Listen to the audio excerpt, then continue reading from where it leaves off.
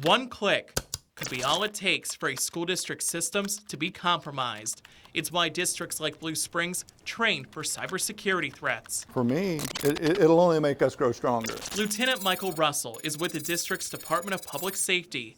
It's the first training exercise he's done of this kind. It kind of gauges where we're at in the cybersecurity field. What's called a tabletop exercise is put together by the Missouri Office of Homeland Security. The program uses federal Homeland Security funding. The exercises are relatively new, only beginning in December of 2021. Kylie Dicknight is the director of the Missouri Office of Homeland Security. She says one of the most common attacks is through phishing emails. They'll use social engineering to really customize the emails to look real for the audience that they're sending them to, in hopes they'll think it is real, click on the link, and then they are able to get inside their networks. They're practicing a similar scenario here. A hacker targets a third-party vendor through a phishing email. It's a way for them to get access to the district's networks and systems once someone clicks on the scam email. Then the hackers cause network access issues and install ransomware. What we try to do is be force multipliers out there in the communities and help them train and practice this stuff ahead of time so that way they have a better chance of surviving the incident afterwards. If you disrupt a school system, you're disrupting an entire community and everything that goes on in that community. Phil Kirk is the regional director for the Cybersecurity and Infrastructure Security Agency, CISA.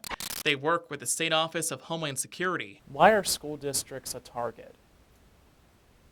It's hard to say what the motivation of these criminals are, but oftentimes, it's driven by either political motivation or financial motivation, which is normally the case. Park Hills middle and high school students were set to return in person on Monday. We've seen instances of hackers demanding money from school districts. In the spring of 2021, Park Hill says hackers tried to steal the district's files and information, then sell it back. But the district had a backup, so they recovered everything without paying a ransom. Not all districts are that prepared. What are the biggest mistakes school districts make? I don't know that it depends on the school district, but some of the things that we see is a lack of planning, right? I mean, this is a threat that's real, and we're seeing that across our country. Since 2019, nearly 36 school districts in Missouri had some sort of data breach. That's according to the Missouri Department of Elementary and Secondary Education.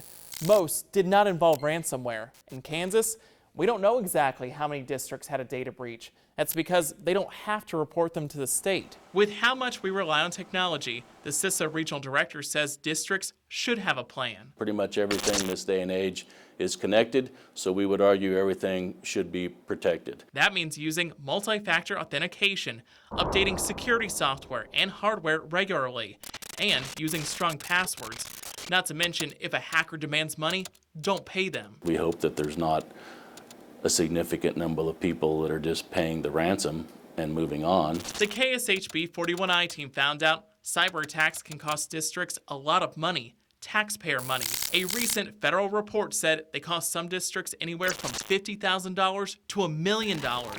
That amount of money factored in deductibles for cyber insurance, enhancing cybersecurity to prevent future attacks, and replacing hardware. Cybersecurity issues have been around for decades now, and we know it's been a threat, but I think just more and more we're hearing about it in the news, and so it has those top administrators at schools kind of laying awake at night, wondering, when it's going to happen to us. It's why districts like Blue Springs want to be prepared now. Everyone at that table is going to learn something. With the hope that one click never materializes. For the KSHB 41I team, I'm Cameron Taylor.